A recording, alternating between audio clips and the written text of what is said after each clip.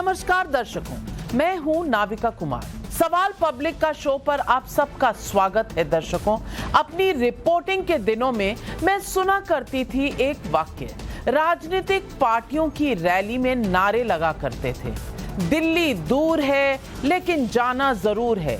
2024 में दिल्ली के लिए फिर से फाइट शुरू हो चुकी है। उत्तर, दक्षिण, पूरब, पश्चिम, हर तरफ से आवाज उठ रही है।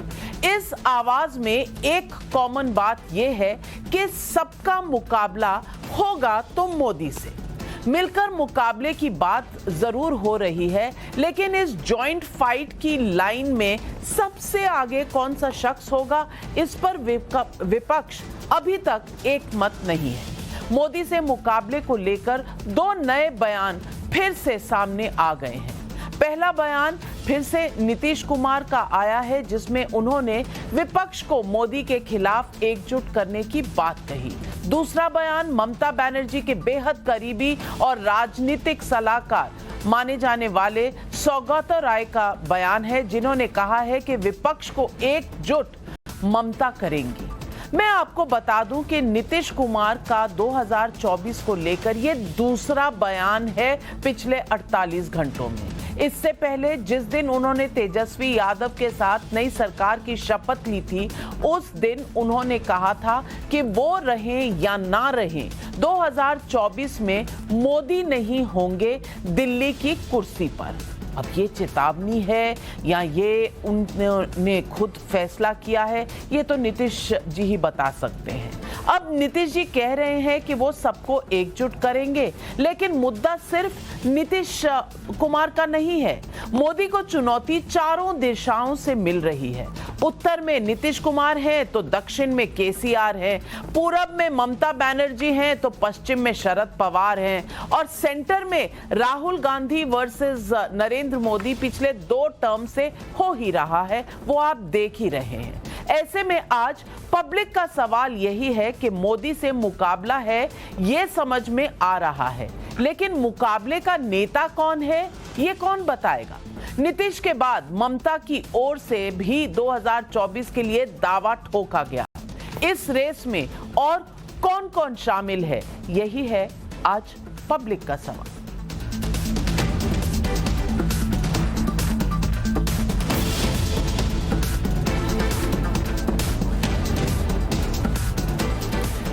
बीजेपी के साथ रहकर खामोशी से रहने वाले नीतीश कुमार जब से बीजेपी से अलग हुए हैं, खुलकर बोल रहे हैं। 48 घंटे में 2024 को लेकर नीतीश कुमार के 2 बयान सामने आ चुके हैं। आज उन्होंने क्या कहा, आइए सुनते हैं।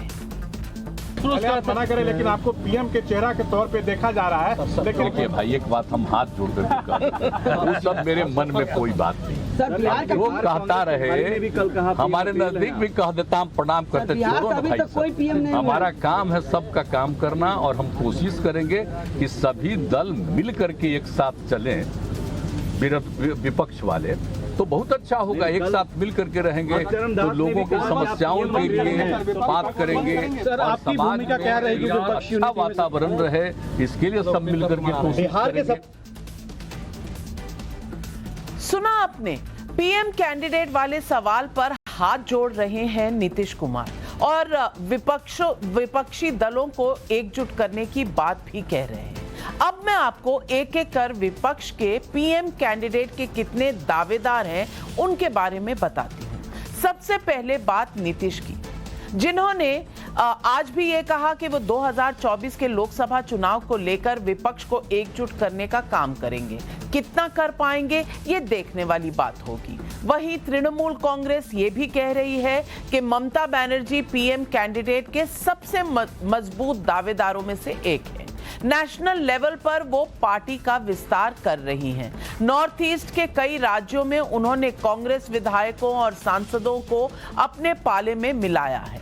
हरियाणा, पंजाब, उत्तर प्रदेश समेत कई राज्यों के नेताओं को वो पार्टी से जोड़ने में जुटी हुई है। इनके अलावा राहुल गांधी हैं जो 2014 से ही पीएम कैंडिडेट के दावेदार रहे हैं। इस बार भी वो मोदी के सामने होंगे, ये तय है कम से कम कांग्रेस की तरफ से। लेकिन उनकी स्वाभाविक दावेदारी पर सवाल इसलिए उठ रहे हैं क्योंकि कांग्रेस लगातार कमजोर होती दिख रही है। प्रधानमंत्री के उम्मीदवार के दावेदार टीआरएस चीफ और तेलंगाना के सीएम के चंद्रशेखर राव भी हैं जो खुद को नेशनल फेस बनाने में जुटे हुए हैं। केसीआर तेलंगाना के अलावा जहां भी जाते हैं हिंदी में बोलते हैं। कम से कम उनकी ये बातें देश भर में समझ आए, ऐसा उनका प्रयास है। राष्ट्रपति चुनाव में भी उन्होंने खुलकर पीएम मोदी पर हमला किया था।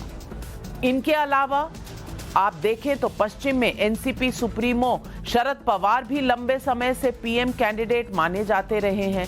2019 में बीजेपी की सहयोगी रही शिवसेना के साथ महाराष्ट्र में सरकार बनाकर उन्होंने सबको चौंका दिया था। अब बीजेपी से नाता तोड़कर बिहार में बनी नई सरकार को भी पवार ने नीतीश का राइट चॉइस बताया। तैयारी सबकी है, लेकिन कौन कितने पानी में है इसके लिए जरूरी है कुछ चीजें डेटा के जरिए मैं आपके सामने रखूं। और स्टेट वाइज अगर आप देखें जिन राज्यों में सीएम या नेता पीएम मोदी को चुनौती दे रहे हैं वहां उनकी स्थिति बीजेपी के सामने कैसी है। सबसे पहले बात पश्चिम बंगाल की। पश्चिम बंगाल में 2014 के लोकसभा चुनाव में टीएमसी की 34 सीटें थी और बीजेपी की बस सिर्फ 2। लेकिन 2019 के चुनाव में बीजेपी को यहां 900% फायदा हुआ था। ममता की 12 सीटें कम हो गई थी और बीजेपी को 18 सीटें आ गई थी। स्ट्राइक रेट की बात करें तो 2014 में तृणमूल कांग्रेस का स्ट्राइक रेट 81% था और बीजेपी सिर्फ 5% की स्ट्राइक रेट पर थी। लेकिन पूरा खेल बदल गया 2019 में जब बीजेपी का स्ट्राइक रेट 43% हो गया और तृणमूल कांग्रेस 52% पर आ गई। अब लोगों की दिलचस्पी ये है कि 2024 में बंगाल में सबसे पहले क्या होगा। 2019 के चुनाव के आधार पर इसे देखें तो टीएमसी, कांग्रेस, बीएसपी, लेफ्ट सबको मिलाकर वोट शेयर 56.5% के करीब है और बीजेपी अकेले करीब 41% के आसपास।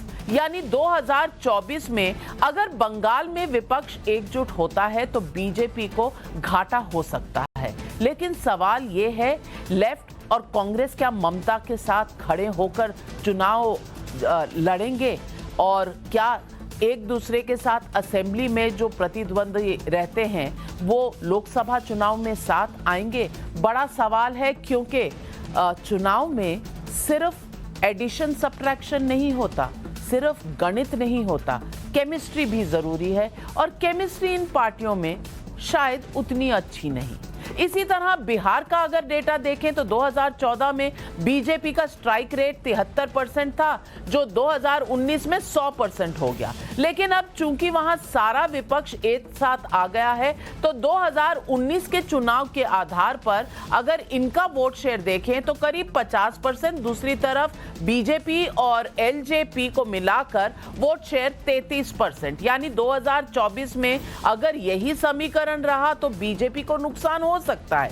थियोरेटिकली ये पॉसिबल है, लेकिन ये अनुमान एकदम सही हो जाए ये भी नहीं कहा जा सकता क्योंकि सियासत में जैसे मैंने कहा गणित हमेशा जरूरी नहीं होता है, केमिस्ट्री भी जरूरी होती है। फिर उत्तर प्रदेश का एग्जाम्पल लीजिए। 2014 में यूपी में विपक्षी पार्टियों ने अलग अलग चुनाव लड़ा और वोट शेयर करीब 50% और बीजेपी 43%। लेकिन 2019 में विपक्षी पार्टियां साथ भी आ गईं तो भी उनका वोट शेयर 6% घट गया। वहीं बीजेपी 1% ज्यादा हो गई। केमिस्ट्री का कमाल। मतलब विपक्ष के एकजुट होने के बावजूद बीजेपी भारी पड़ी दोनों यूपी के लड़कों पर। हाल ही में दोनों यूपी के लड़के तब नहीं थे, तब बुआ और भतीजा थे। हाल ही में राष्ट्रपति और उपराष्ट्रपति चुनाव में भी आपने देखा कि विपक्ष के तमाम प्रयास के बावजूद रिजल्ट मोदी के फेवर में ही आया। विपक्ष के पूरब से पश्चिम और उत्तर से दक्षिण तक सियासी समीकरण बिल्कुल फ्लॉप हो गया। इससे आगे अब चर्चा 2024 की हो रही है। विपक्ष ने अपने अपने पीएम कैंडिडेट की बात कर दी। ऐसे में आज पब्लिक का यही सवाल है कि 2024 में विपक्ष को एकजुट करेगा कौन? नीतीश, ममता, केसीआर या पवार? सवाल नंबर 2, क्या विपक्ष ने मान लिया है कि 2024 में राहुल गांधी पीएम पद के उम्मीदवार बनने के काबिल नहीं है क्योंकि 2 बार हार चुके हैं? और पब्लिक का तीसरा बड़ा सवाल, क्या एंटी मोदी कैंप सिर्फ इस नाम पर बन रहा है कि उन्हें मोदी को रोकना है, हराना है? तो यही है आज पब्लिक के सवाल और आइए इन सवालों के जवाब हम लेते हैं। हमारे साथ जुड़ रहे हैं तहसीन पूनावाला, राजनीतिक विशेषज्ञ, राजीव रंजन जेडीयू के लीडर हैं, कार्तिक रेड्डी टीआरएस के प्रवक्ता हैं, रिजू दत्ता तृणमूल कांग्रेस के प्रवक्ता हैं, professor Sanjay Kumar political analyst है। लेकिन मेरा पहला सवाल जाता है सुधांशु त्रिवेदी जी को, जो सांसद है राज्यसभा के और बीजेपी के प्रवक्ता।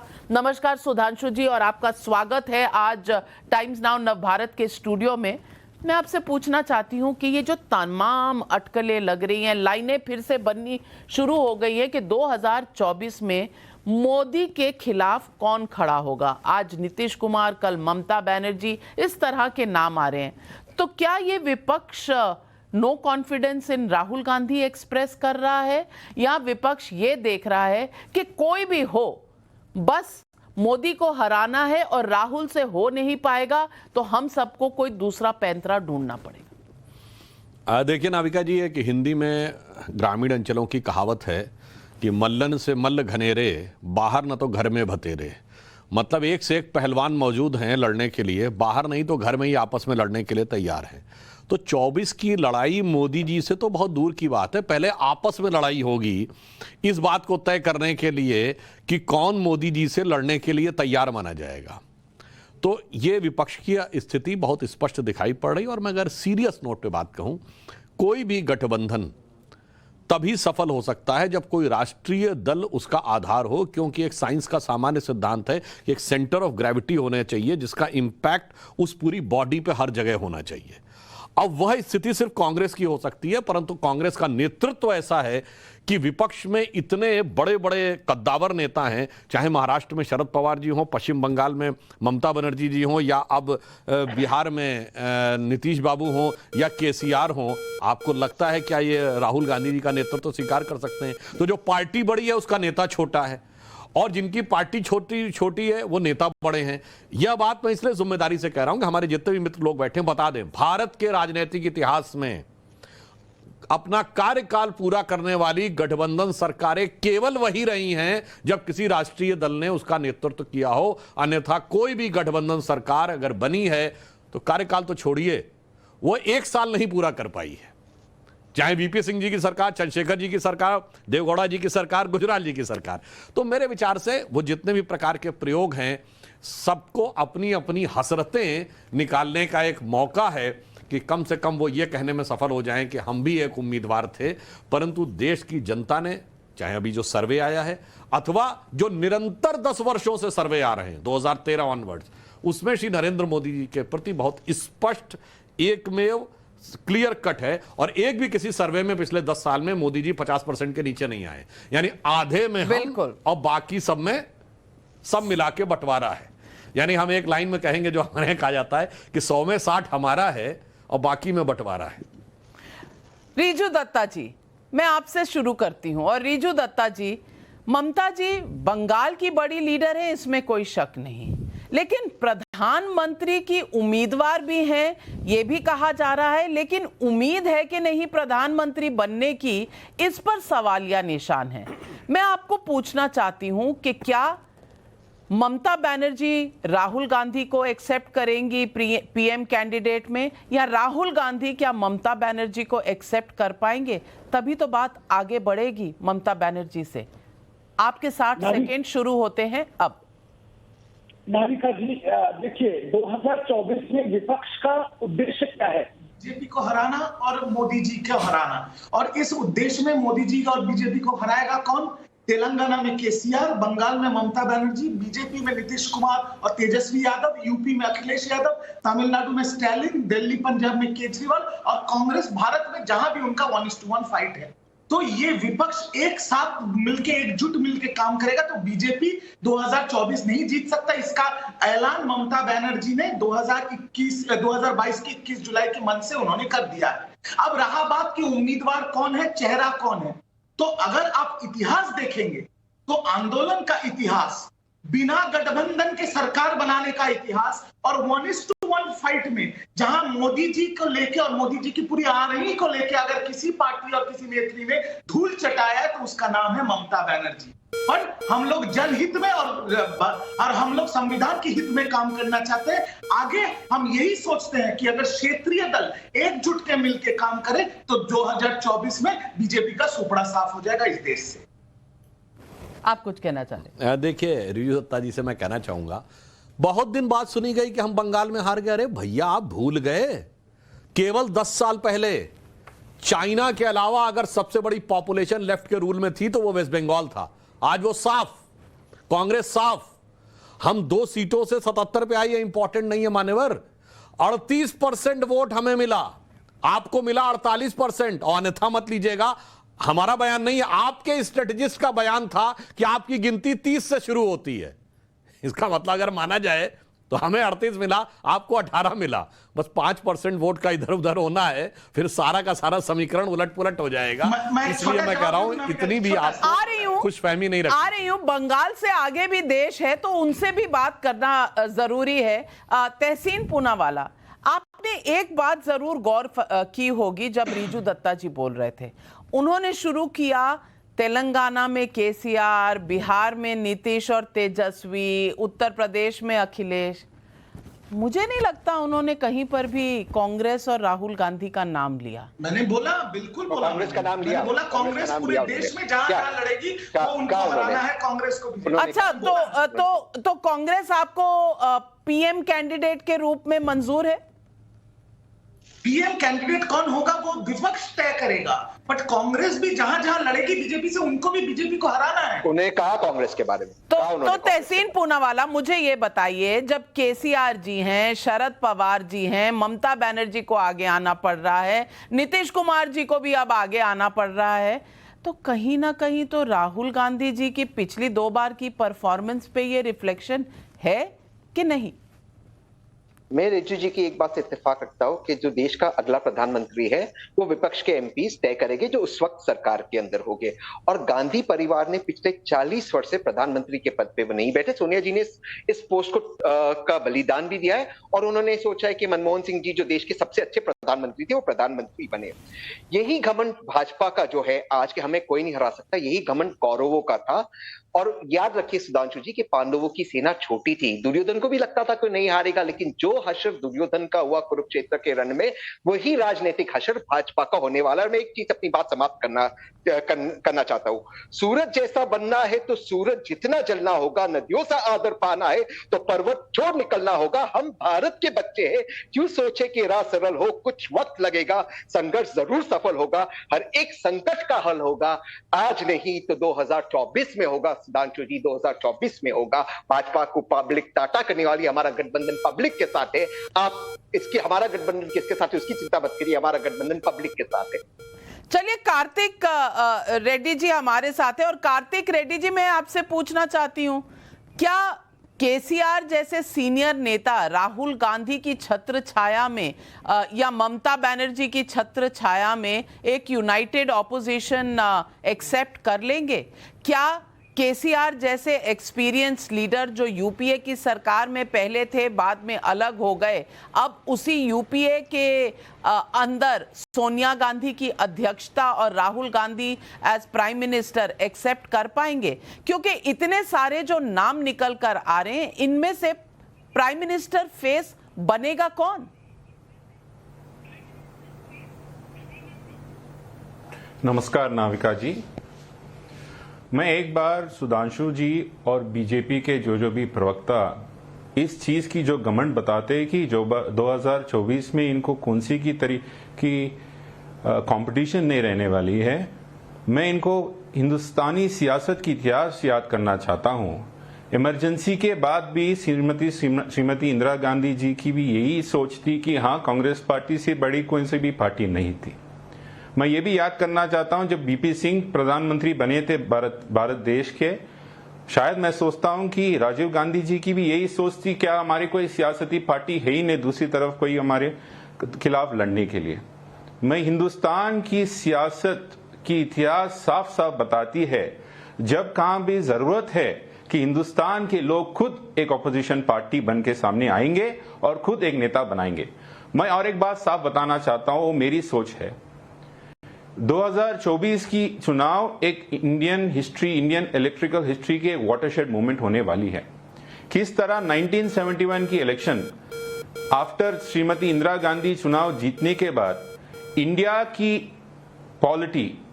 की पॉलिटिक्स पूरा लेफ्ट सोशलिस्टिक और एक आइडेंटिटी पॉलिटिक्स के तरफ मुड़ गई थी, वही तरफ मैं बताना चाहता हूं 2024 में भी इंडियन इलेक्ट्रिकल हिस्ट्री की एक वाटरशेड मूवमेंट होने वाली है। मैं क्यों बताना चाह रहा हूं नाविका जी, लास्ट 8 इयर्स में 10 साल में 2024 में जब प्रधानमंत्री बनने की जरिए कैंपेन में जब थे, क्या क्या वादा इस देश से करे थे। 2 करोड़ नौजवानों की रोजगारी की बात करे थे। 15 लाख रुपए हर गरीब की अकाउंट में काला धन जमा हो जाएगी, इसकी बात करे थे। इंडियन इकोनॉमी बनेगी $5 ट्रिलियन की, इसकी बात करे थे। मैं आज पूछना चाहता हूं सुधांशु जी को, क्या आप पॉलिटिक्स ऑफ डेलिवरेंस की बात करेंगे या उनकी बुनियाद पे वोट पूछेंगे या पॉलिटिक्स ऑफ डाइवर्जेंस की। आज क्या हाल है, आज इन्फ्लेशन की क्या हाल है, प्राइस राइज की क्या हाल है, रुपये की क्या हाल है। आज हिंदुस्तान के सामने एक वाटरशेड मूवमेंट की एक प्रश्न आ गया है ऐसा कि India has to decide whether we have to go towards politics of divergence और पॉलिटिक्स ऑफ डेलिवरेंस। चलिए सुधांशु जी जवाब दे रहे हैं। पॉलिटिक्स ऑफ डेलिवरेंस होगा, पॉलिटिक्स ऑफ डायनेस्टी खत्म हो रही है। लास्ट इलेक्शन में देख लीजिए, जम्मू कश्मीर में महबूबा मुफ्ती जी चुनाव हारी, तो वहां पे आप देख लीजिए बादल परिवार, हरियाणा में हुड्डा परिवार, यूपी में यादव परिवार, लालू जी का परिवार बिहार में, इवन आपके राज्य में मुख्यमंत्री जी की बेटी, चाहे चंद्रबाबू नायडू जी का बेटा, चाहे देवेगौड़ा जी के बेटे, चाहे अशोक गहलोत जी के बेटे। पॉलिटिक्स ऑफ डिलीवरेंस आ रही है, पॉलिटिक्स ऑफ डायनेस्टी खत्म हो रही है। हाँ, एक बात मैं कह दूं, कार्तिक जी ने कहा घमंड की तो समस्या है, मतलब इतना घमंड सब में आपस में है, कोई एक दूसरे को एक्सेप्ट करने को तैयार नहीं। इसीलिए मैंने कहा कि एक भी पार्टी कभी अपना कार्यकाल नहीं पूरा कर पाई। मैं याद दिलाना चाहता हूं, जनता पार्टी की सरकार बनी थी तो फिर चाहे मोरारजी देसाई या चौधरी चरण सिंह, राजनारायण जी या जगजीवन राम, नीलम संजीव रेड्डी जी या देवराज अरस, आपस में ही तो घमंड में सब टूट गए थे। जिस समय जनता पार्टी टूटी थी, अटल जी की कविता की वो पंक्ति बताता हूं, वही हश्र होने की बात है। उन्होंने दुखी होकर कहा था, लगी कुछ ऐसी नजर, बिखरा शीशे सा शहर, अपनों के मेले में मीत नहीं पाता हूं, गीत नहीं गाता हूं, गीत नहीं गाता हूं। तो यही समस्या होगी, अपने आप को दिखेंगे पर अपनों के मेले में सच्चा मित्र कोई नहीं दिखेगा आपको। सच्चे मित्र की बात हो रही है तो राजीव रंजन जी, मैं आपसे पूछना चाहती हूं, आपकी मित्रता है किससे? क्योंकि 8 बार जब शपथ ले चुके हैं नीतीश जी, उसमें मित्र कई बार बदले। 2 साल पहले कोई, उसके बाद कोई, और एक बार जब साथ छूटता है तो ऐसे ऐसे शब्द निकलते हैं मुंह से, अब वही लोग आकर गले लग जाते हैं। और आप कहते हैं कि अहंकार नहीं है आपको, तो किस तरह से आप इस तरह की चीजें कहते हैं जब आपका साथ छूटता है?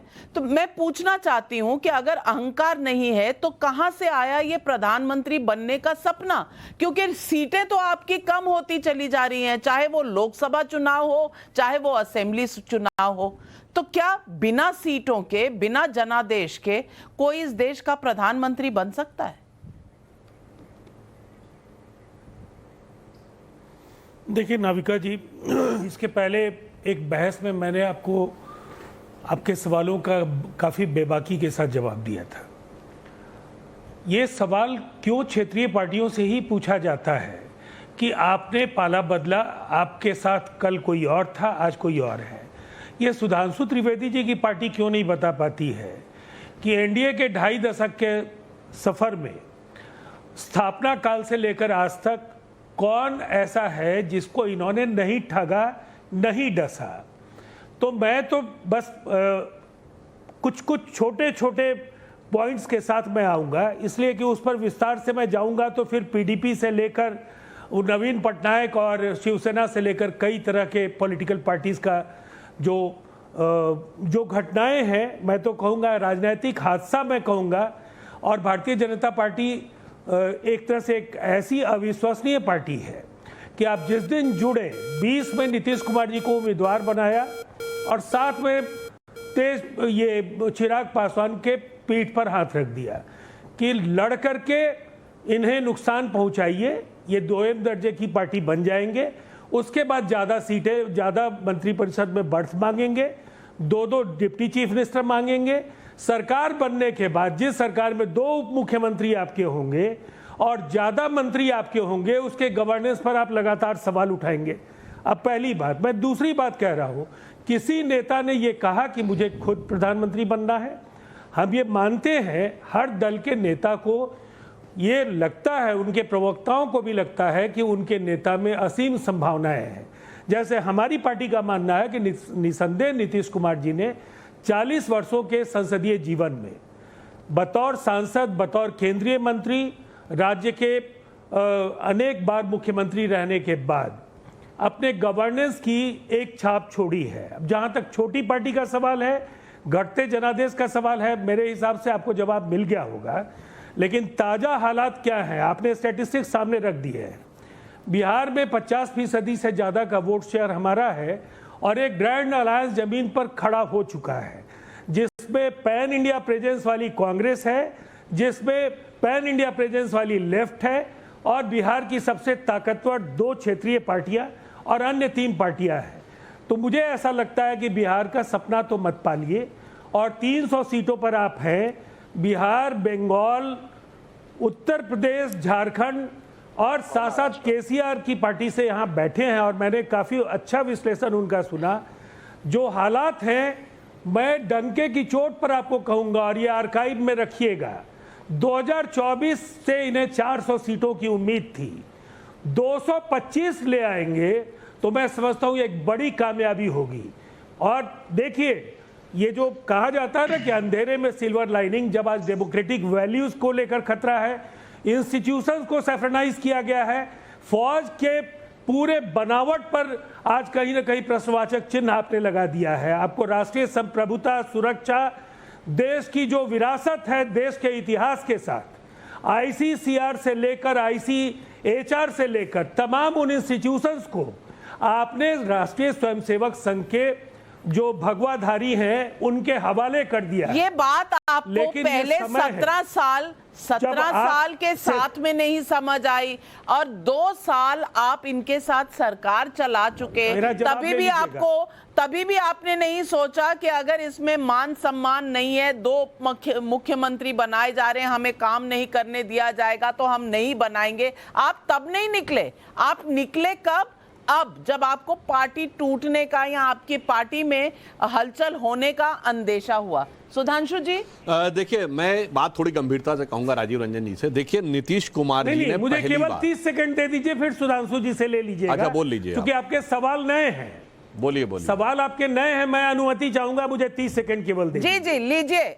देखिए, पार्टी टूटने का डर, जो बात मुझे कहनी चाहिए थी वो बात आपने कह दी। ये तो सच है, ये पार्टी तोड़ना चाहते थे, महाराष्ट्र को दोहराना चाहते थे। तो क्या राजनीतिक दलों को मोदी जी की मुद्रास्फीति की चिंता नहीं करनी चाहिए, महंगाई की चिंता नहीं करनी चाहिए, GST की चिंता नहीं करनी चाहिए, देश का इतिहास बदलने की चिंता नहीं करनी चाहिए? आप जो लोग 52 साल तक तिरंगा नहीं फहराए, वो तिरंगा के सवाल पर देश में लोगों पर मनोवैज्ञानिक दबाव बनाना चाहते हैं।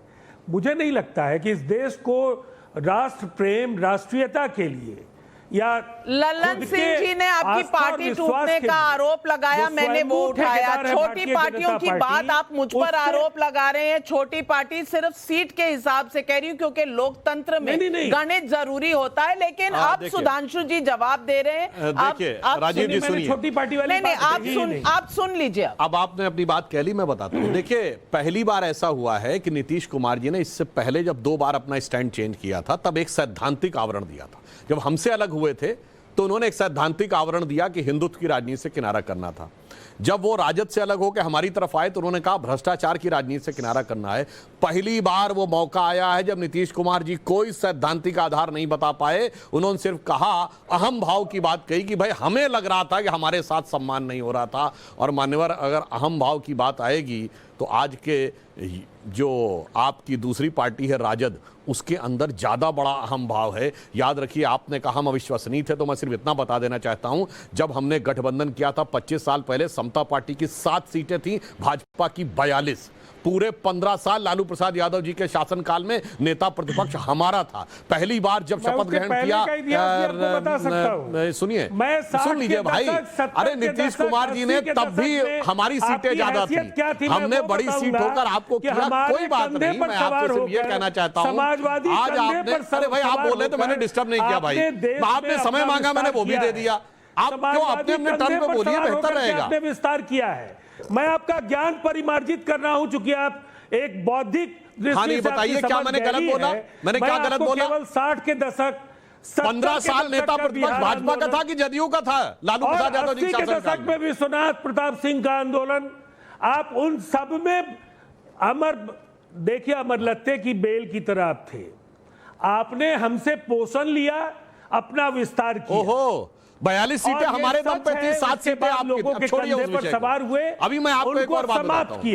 अरे एक मिनट में एक बात पूरी कर दूं। राजीव रंजन जी, राजीव जी एक बात मैं पूरी कर लूं। देखिए आप बोल रहे थे डिस्टर्ब नहीं किया, गलत तरीका है, अब आप बीच बीच में बोलने लगे।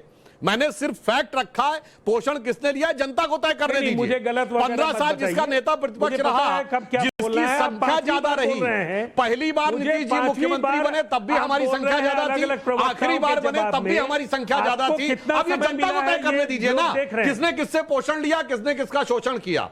मगर आप आश्वस्त रहिए, जिसने हमको झटका दिया, जनता क्या तरीका है। राजीव रंजन जी, आपने कहा मुझे कंटिन्यूअसली बीच में बोलेंगे तो दर्शक सुन नहीं पाएंगे, समझ नहीं पाएंगे। आप कृपया उनको बोलने दीजिए। आपने कहा मुझे और बोलने दीजिए, मैं उस पर भी चुप हो गया। अब आप बोलने नहीं दे रहे, बात गलत है।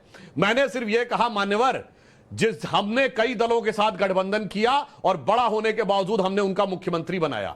सिर्फ आप ही को नहीं, मायावती जी को उत्तर प्रदेश में 67 सीटें थी, 177 हमारे। जेडीएस को याद करिए कर्नाटक में, और चाहे शिवसेना को। मगर जिसने हमको छोड़ा, देख लीजिए क्या हुआ। और अंत में ऑन लाइटर नोट एक बात कह दूं, चचा भतीजा का गठबंधन बना है, पर भतीजा कई बार बहुत बड़ी समस्या होता है मान्यवर। उत्तर प्रदेश में देख लीजिए चचा भतीजा में क्या हुआ था, महाराष्ट्र में देखिए चचा भतीजा में क्या हुआ था, भतीजा बंगाल में भी समस्या है। आपके यहाँ भतीजा, आपके यहाँ ही पासवान जी की पार्टी में चचा भतीजे में क्या हुआ। अब चचा भतीजा आए हैं तो एक ही लाइन कहूंगा, पुरानी फिल्म का गाना था कि तोते से बोली मैना, बुजुर्गों का कहना, बुरे काम का बुरा नतीजा। क्यों भाई चाचा, हाँ भतीजा।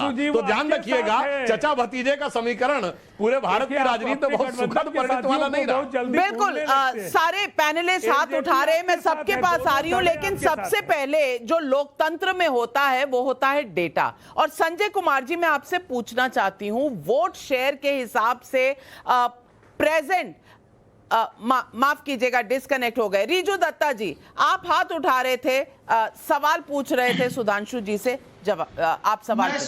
मैं सुधांशु जी का सारा बात सुना, उन्होंने भतीजा भतीजा कहा। सबसे देखिए, सबका भतीजा खराब है, सिर्फ सुधांशु जी का भतीजा ही अच्छा है, जिनका 16,000 करोड़ का कंपनी बन गया कोविड में, और बाकी सबका भतीजा खराब है। उनसे ऊपर कोई सवाल नहीं होगा, क्योंकि वो सुधांशु जी के भतीजे हैं, जयशा जी। ठीक है, छोड़ दीजिए। मैं प्रधानमंत्री जी ने सरकार बनाया 8 साल में। 8 साल में मैं महंगाई, बेरोजगारी, मुद्रास्फीति किसी पे बात नहीं उठाऊंगा। मैं सिर्फ इतना कहूंगा, 2024 की लड़ाई है जब देश की जनता के लिए, देश के संविधान के लिए। और सुधांशु जी की जुबान में देश की जनता का 2 लाइनें हैं, मैं उनको सुना देता हूं बस। दरिया तेरी अब खैर नहीं, बूंदों ने बगावत कर ली है। नादा ना समझ बुजदिल, इनको लहरों ने बगावत कर ली है। हम परवाने हैं मौत समा, मरने का किसको खौफ यहाँ। अरे तलवार तुझे भी झुकना होगा, गर्दन ने बगावत कर ली है। वाह, ये किसके लिए बोल रहे हैं? अपनी पार्टी के लिए तो नहीं बोल रहे हैं, देश की जनता आपकी पार्टी को कह रही है। ये बहुत अच्छा आपने वाक्य बोला है। ये लगभग हर पार्टी के अंदर लागू होता है। मैंने उत्तर से दक्षिण तक जितने नाम बनाए हैं सब जगह है। इसीलिए कोई ऐसी पॉलिटिकल पार्टी नहीं है जितने लोग यहां बैठे हैं जो अपने अस्तित्व के 20 साल पूरे कर पाई हो। नाम बताइए कोई पॉलिटिकल पार्टी इंक्लूडिंग कांग्रेस हर 20 साल में एक बार विभाजन ना हुआ। 1885 से आज तक, 1885 से आज तक, और बाकी पार्टियां बताइए 20 साल में ना हुआ। सुधांशु जी, मैं सिर्फ आपको इतना कहूंगा, आपने गिनवा दिया सारे पार्टियों को, आपने सीट दे दे के मुख्यमंत्री बनाया। अगर आप में इतना दमखम था तो क्यों जोड़े उन लोगों को? बीजेपी अपना सरकार बना लेती। और मैं एक छोटी सी पार्टी से आता हूं, तृणमूल कांग्रेस बोल के, जो 3 बार अपनी सरकार बनाई है, और हमें गठबंधन का जरूरत नहीं है। और जब आपकी पूरी सेना आ गई थी यहाँ पर, आपको गठबंधन की जरूरत नहीं है, आपको गठबंधन की जरूरत नहीं है, तो आप क्या लोकसभा में 272 सीटें अकेले ला सकते हैं? आपने कहा हमें गठबंधन की जरूरत नहीं है। भाई 2024 में अगर प्रधानमंत्री बनना है किसी को भी विपक्ष से, तो गठबंधन तो करना ही पड़ेगा। तो ये अहंकार नहीं है। आप दूसरों को अहंकारी कहते हैं, ये अहंकार नहीं है। नाविका जी, प्रदेश की राजनीति और देश की राजनीति में क्या फर्क है वो मेरे से बहुत ज्यादा आप जानते हैं। इस पे मैं क्या टिप्पणी करूं? नहीं, आपने कहा राजनीति कोई भी हो, रिजू दत्ता जी, राजनीति कोई भी हो, आपने जनता का सवाल उठाया, तो जनता के सवाल पर, आज जनता के सवाल पर जवाब दे दीजिए कि वो जो नोटों के बंडल निकल रहे थे, वो जनता के साथ क्या न्याय था? वो जो नौकरी, जो बेरोजगारी की आप बात कर रहे हैं, बेरोजगारी का ट्रेड किसने किया? वहां पर व्यापार कहां से हुआ? बंगाल में। और वहां तो मैं आपके प्रदेश की ही बात कर रही हूं, वहां तो मैं किसी भी दूसरे सरकार की या दूसरी पार्टी की बात नहीं कर रही हूं। तो ये तो बता दीजिए कि कितना आप जनता को समर्पित है। मैं जवाब दे देता हूं। जब जनता ने हमें तीसरी बार चुना, पार्थो चैटर्जी के किसी पहचान से इतने नोट आए। अब मैं सीबीआई ईडी ना हूं, ना मैं अदालत हूं, अभी तक वो दोषी है निर्दोष है हमको भी नहीं पता, वो नया अदालत तय करेगी। पर तृणमूल कांग्रेस ने 7 दिन के अंदर बंगाल की जनता का आवाज सुन के उनको सिर्फ कैबिनेट से नहीं, पार्टी से भी बहिष्कार किया है। एक दिखा दीजिए, आज सुबह सुधांशु जी माननीय सांसद यहाँ पर है, उनके यूनियन कैबिनेट में जितने मंत्री बने बैठे हैं उनमें 39% के खिलाफ क्रिमिनल चार्जेस हैं। वो आज देश के मंत्री हैं, उनके जो सबसे बड़ा नाम है और एक चेहरा नहीं, आप बेरोजगारी की बातें कर रहे हैं। आपने पार्थो चैटर्जी को निकाल दिया, लेकिन पार्थो चैटर्जी ने जिनसे पैसे लिए उनको नौकरी तो नहीं मिली ना। जनता को ठगा तो है ना, ये तो आप मानेंगे। मैडम उन्होंने जनता को ठगा है या नहीं है ये शायद आप बोल सकते हैं, बीजेपी बोल सकती है, या सीबीआई या कोर्ट बोल सकती है। मैं तो नहीं बोल सकता, मैं इन्वेस्टिगेटिंग एजेंसी। तो निकाला क्यों?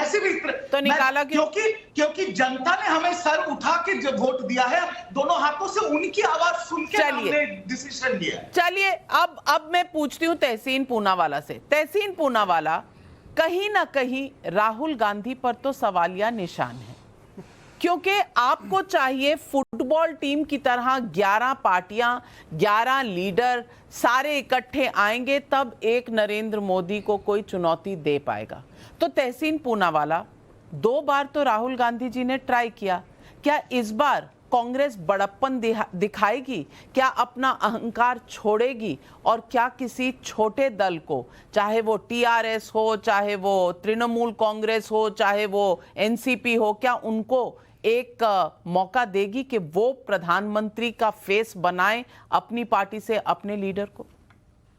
बार बार एक परसेप्शन बनाने की कोशिश की जाती है कि मोदी वर्सेस ऑल। कोई मोदी वर्सेस ऑल नहीं। मैं मोदी जी का बहुत आदर करता हूं, हमारे देश के प्रधानमंत्री, मेरे प्रधानमंत्री, लेकिन मोदी जी खुद स्वयं, सुधांशु जी मेंबर ऑफ पार्लियामेंट है, गठबंधन में, एनडीए का एक गठबंधन है।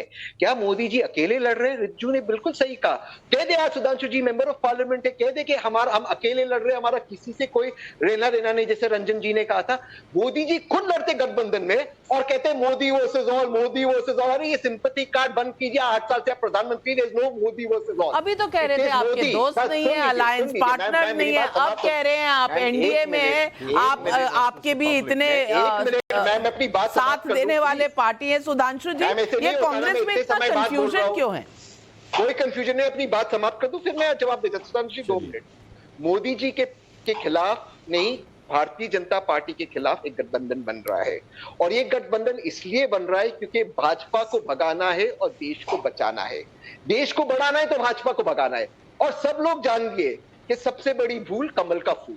तो अब लोग दोबारा से ये गलती नहीं करने वाले। जो गठबंधन है वो 2 बार तो कर चुके हैं, आप कह रहे हैं तीसरी बार शायद रोकना है। देखिए, मैं ये बात मानता हूं तहसीन की बात कि राहुल गांधी जी की दूरदृष्टि का मैं भी प्रशंसक हूं। मैं सभी लोगों से कह रहा हूं, क्योंकि अमेठी से बैठ के उन्होंने इतना दूर देख लिया कि मुझे वायनाड में जाके चुनाव लड़ना है, क्योंकि उससे दूर वो जा नहीं सकते थे, उसके बाद समंदर शुरू हो जाता। तो इतनी बढ़िया दूरदृष्टि जिसकी रही, उसे पता हो कि मेरे पैरों नीचे जमीन खिसकने वाली, तो मैं वहां चला जाऊं। तो ऐसे दूरदृष्टि का नेता निश्चित रूप से विपक्ष के लिए एक बहुत बढ़िया एसेट साबित होगा। दूसरा, मैं याद दिलाना चाहता हूं, राहुल गांधी जी ने अपने मुंह से बोला था कि यदि विपक्ष कहे तो मैं प्रधानमंत्री कैंडिडेट बनने को तैयार हूं। याद करिए, कर्नाटक विधानसभा चुनाव 2018। मगर हुआ क्या? वह कर्नाटक जहां कांग्रेस का सीएम था, बात की पीएम की और रह गया डिप्टी सीएम। यानी चले थे चौबे छब्बे बनने, रह गए दूबे बन के। और फिर याद करिए, बेंगलोर में यही कहा गया था, सब मिलके एक हुए थे। एक साथ बेंगलोर का दृश्य देखिए, बड़े बड़े नेता खड़े हुए थे और बेंगलोर से एक जहाज टेक ऑफ किया था। टेक ऑफ करने के बाद वो कहीं लैंड ही नहीं किया। इस दिल के टुकड़े हजार हुए, कोई यहां गिरा, कोई वहां गिरा। तो ये तो 2019 में देख चुके हैं। और ये कब था? जब आप 3 राज्य जीत के आए थे, राजस्थान, मध्य प्रदेश और छत्तीसगढ़, और उसके बाद एक नहीं रह पाए।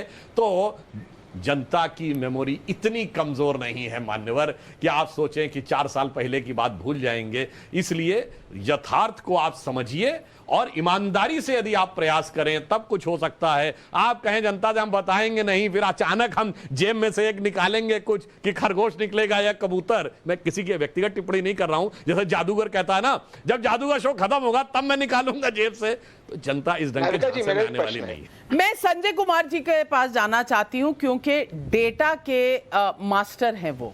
और संजय जी, मैं आपसे पूछना चाहती हूं कि इस वक्त 8 साल का कार्यकाल पूरा हुआ है एनडीए का और बतौर प्रधानमंत्री नरेंद्र मोदी जी का, और अब ये दोबारा से चुनाव से 2 साल पहले या लगभग पौने 2 साल पहले एक बार फिर मुहिम शुरू हुई है कि विपक्ष में प्रधानमंत्री के दावेदार कई आ रहे हैं। मैं आपसे पूछना चाहती हूं, इस वक्त जो ग्राउंड पर सिचुएशन है, वोट के परसेंटेज पर, क्या ये सारे विपक्षी दल एक साथ आ सकते हैं, एक कॉमन प्लेटफॉर्म बना सकते हैं? और अगर ये कॉमन प्लेटफॉर्म बनता है तो क्या वोट उसी तरह ट्रांसलेट होगा अरिथमेटिक की तरह, या कहीं ना कहीं केमिस्ट्री में कोई ना कोई अड़चन जरूर है?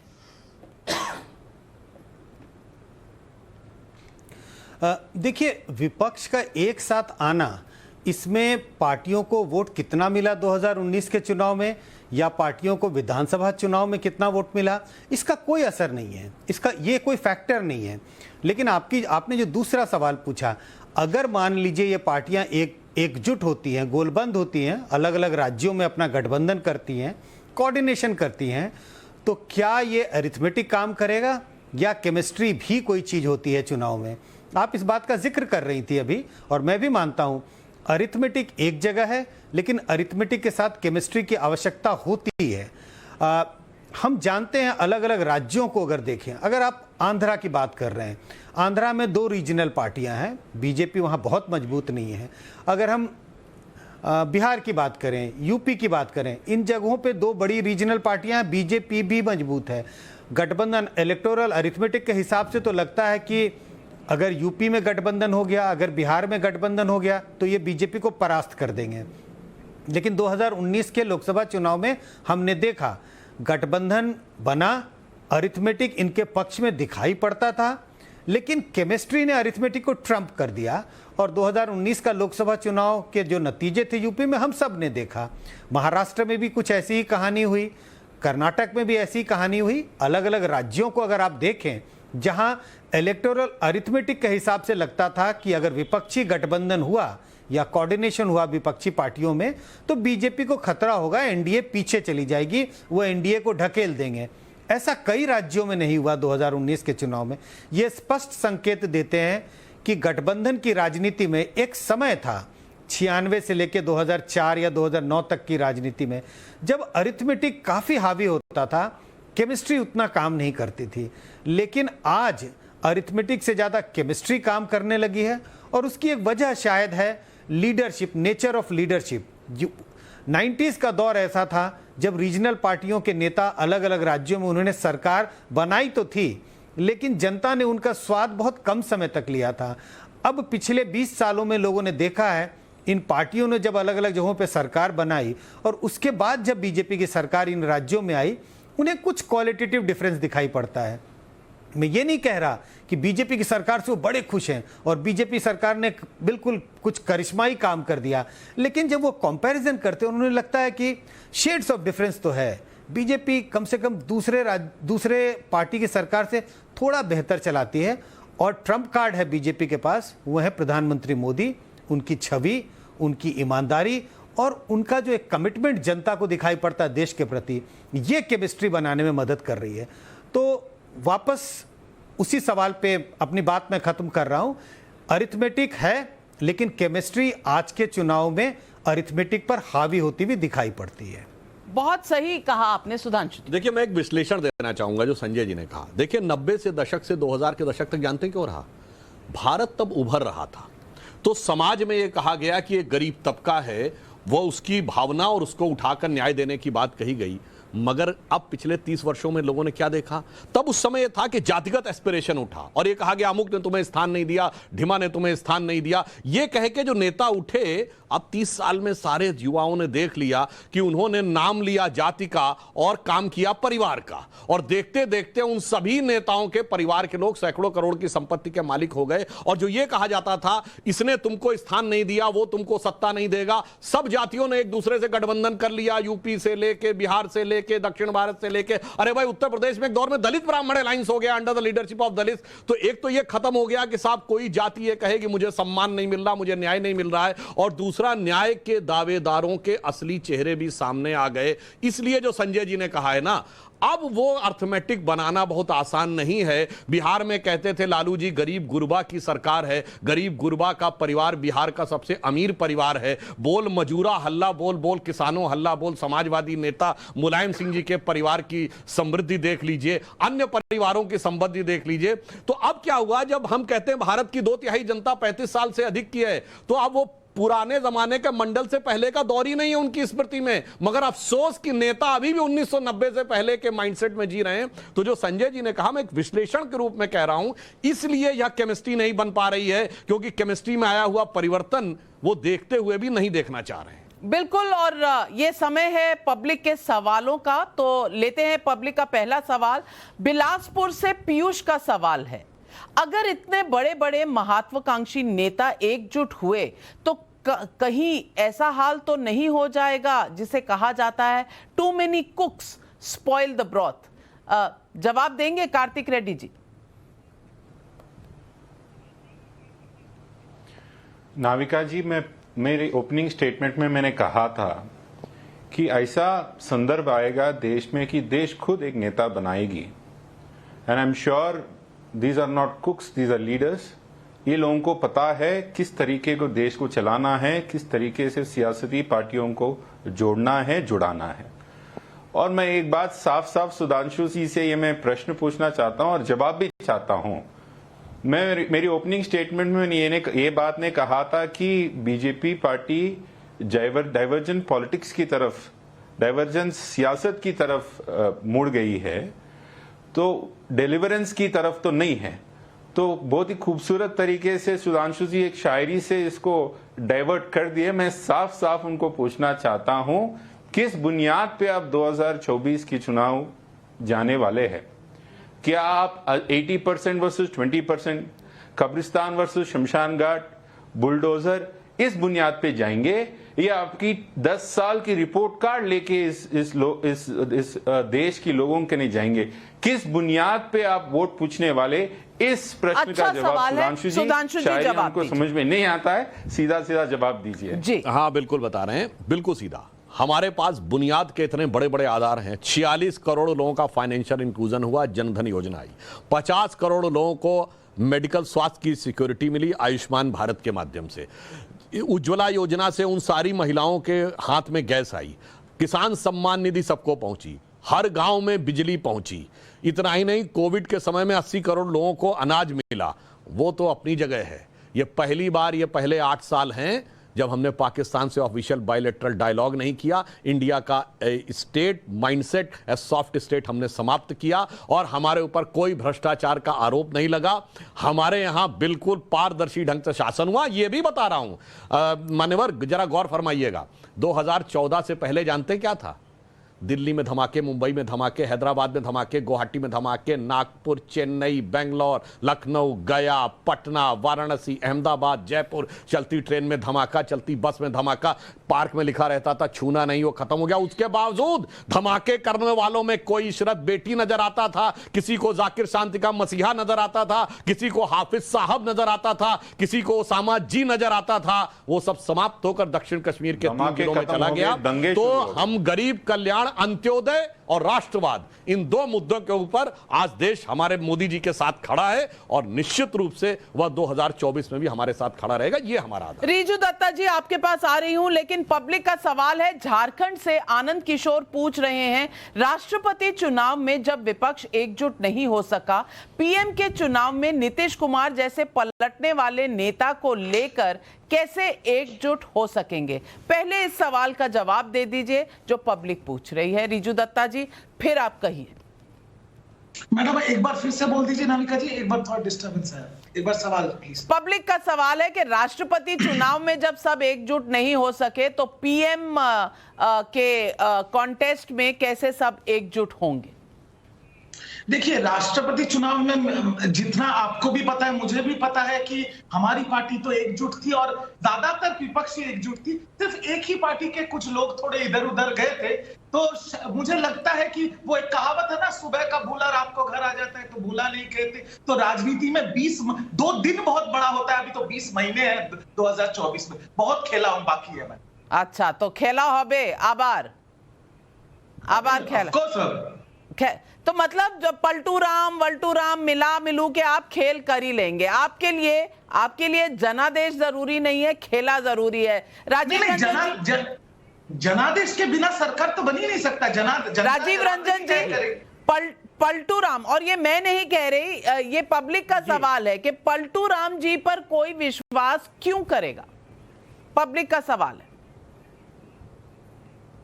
मुझे लगता है कम से कम आप एक सम्मानित एंकर हैं और आपसे ऐसी भाषा की अपेक्षा हम लोग नहीं करते। मैं पढ़ रही हूँ, पब्लिक का सवाल है। राजीव रंजन जी, क्षमा याचना के साथ, नहीं, ये पब्लिक का सवाल नहीं है, ये अंधभक्तों के सवाल है। नहीं, ये तो लालू यादव जी का स्टेटमेंट है। माफी दिलवा दीजिए ना उनसे। बात बताना वो माफी मांग ले अपने बयान के लिए कि मैंने अब आगे से कितना बोलिएगा सुधांशु जी?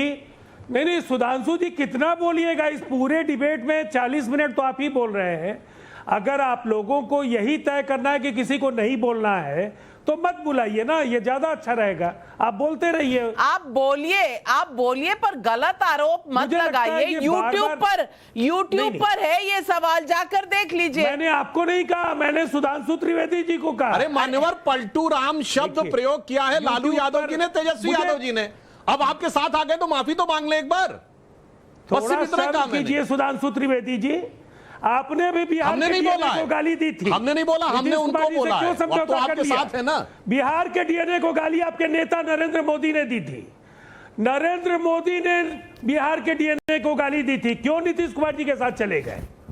क्यों चले गए? ये तो सवाल आप बताइए ना। बिहार के एक बात बताइए, क्या इनके पास मानवर मुख्यमंत्री बनने के लिए आप आए थे? हमारा मुख्यमंत्री नहीं था, आप मुख्यमंत्री थे। कुछ भी है बताने के लिए? नहीं, मैं आपको बताना चाहता हूं। हाँ, बताइए। कि इस देश ने कई बड़ी लड़ाइयां लड़ी। जिस फौज को इन्होंने ढांचे को बदलने का काम किया है, ब्रिगेडियर उस्मान के उस करिश्माई युद्ध कौशल को सलाम कीजिए। जिसने 47 में कबायलियों और पाकिस्तानी सेना को खदेड़ने का काम किया था। 62 में चाहे जो भी स्थितियां राजीव रंजन जी, पब्लिक के सवाल पर तो आप कोई जवाब नहीं दे रहे, आप इधर उधर की बात कर रहे हैं। पाकिस्तान के 2 टुकड़े हुए देश के अनेक राज्य कांग्रेस के शासनकाल में भारत के गणराज्य में शामिल हुए। आपकी उपलब्धि क्या है?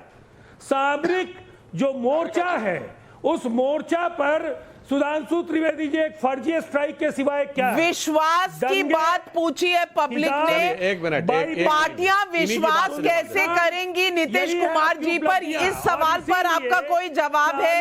इस सवाल पर आपका कोई जवाब है? देश को आश्वस्त नहीं कर पाए। देखिए, इन्होंने नाम लिया, इन्होंने ब्रिगेडियर मोहम्मद उस्मान का नाम लिया, जो भारत की आजादी के बाद आर्मी के पहले गैलेंट्री अवार्ड विनर थे, जिन्होंने कश्मीर में नौशेरा की लड़ाई लड़ी। भारतीय सेना में नौशेरा के शेर कहे जाते हैं। अरे एक बताइए सेकुलरिज्म का सूरमा जो ब्रिगेडियर उस्मान के घर पे गया, उत्तर प्रदेश के आजमगढ़ के रहने वाले थे, आजमगढ़ के संजयपुर में जाके आतंकवादियों में सिजदा करते हैं। बताइए कौन गया ब्रिगेडियर उस्मान के घर? वीर अब्दुल हमीद की शहादत की 85वीं वर्षगांठ 2015 में हुई, सिर्फ भाजपा वाले गए? कोई सेकुलरिज्म का सूरमा? जवाब बताइए। अपने लिए वोट मांगने के लिए। हाँ, यही है। आपको इशरत बेटी नजर आती थी, मगर ब्रिगेडियर मोहम्मद उस्मान भारत के सपूत नजर नहीं आते थे। और नाम बता दीजिए, एक सेक्टर नेता का नाम बता दीजिए। डॉक्टर कलाम के नमाज़े जनाजा में गए एक सेक्टर नेता का नाम। पब्लिक के सवालों का जवाब आप देंगे नहीं, आप सिर्फ वोटों में उलझे रहेंगे। तहसीन पूनावाला 30 सेकंड में पब्लिक का आखिरी सवाल है, इसका जवाब जरूर दे दीजिएगा। राजस्थान से शिशुपाल का सवाल है, विपक्ष के नेताओं के नाम घोटाले में सामने आ रहे हैं। 2024 में जनता से क्या उम्मीद लेकर आप वोट मांगने जाएंगे? सवाल है पब्लिक का।